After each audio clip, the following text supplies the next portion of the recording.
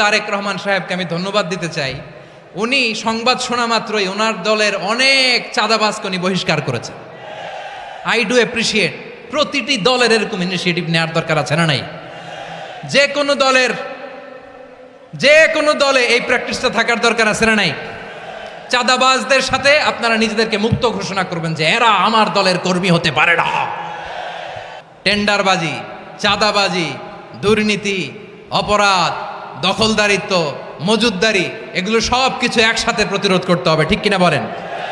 একটা মানবিক সমাজ যদি চাই, প্রতিরোধ করতে হবে। প্রিয় ভাইয়েরা, আল্লাহর শপথ নিয়ে বলি, এই নাসিহাতগুলো সবার জন্য, সব দলের জন্য, সব মতের মানুষের জন্য।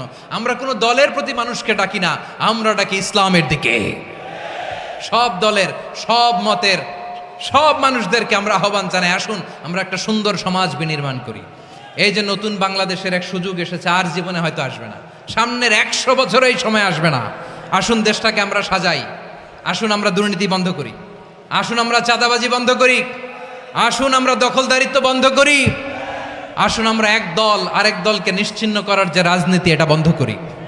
সব দলের প্রতি আমার আহ্বান, আমরা চাঁদাবাজ মুক্ত বাংলাদেশ চাই, জুলুম মুক্ত বাংলাদেশ চাই, ফ্যাসিজম মুক্ত বাংলাদেশ চাই, গুণ খুন খারাপি মুক্ত বাংলাদেশ চাই। আমরা নতুন ভোরের বাংলাদেশ চাই।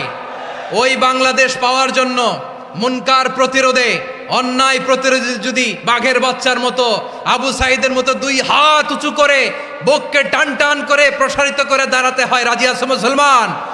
কারা কারা রাজি? আল্লাহকে হাত দেখিয়ে প্রতিজ্ঞা করো।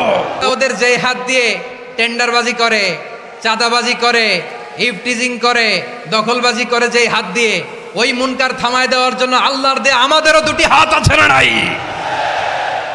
আমাদেরও হাত আছে, থামাইতে হবে, থামাইতে হবে, হিম্মত করতে হবে। আমার প্রিয় ভাইরা, না থামালে আমরাই ডুববো শেষমেশ। আমাদের বাঁচার জন্য হইলেও থামাইতে হবে।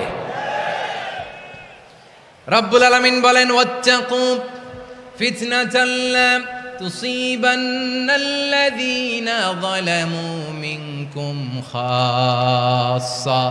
ও আমার গোলামেরা, ওই আযাবকে ভয় করো যে আযাব যখন আমি জমিনের বুকে পাঠাই, শুধু জালেমদেরকেই মারি না, আলেমদেরকেও মারি। আযাব যখন আসে তখন শুধু জালিমই মরে না, আলেমও মরে, জানেন?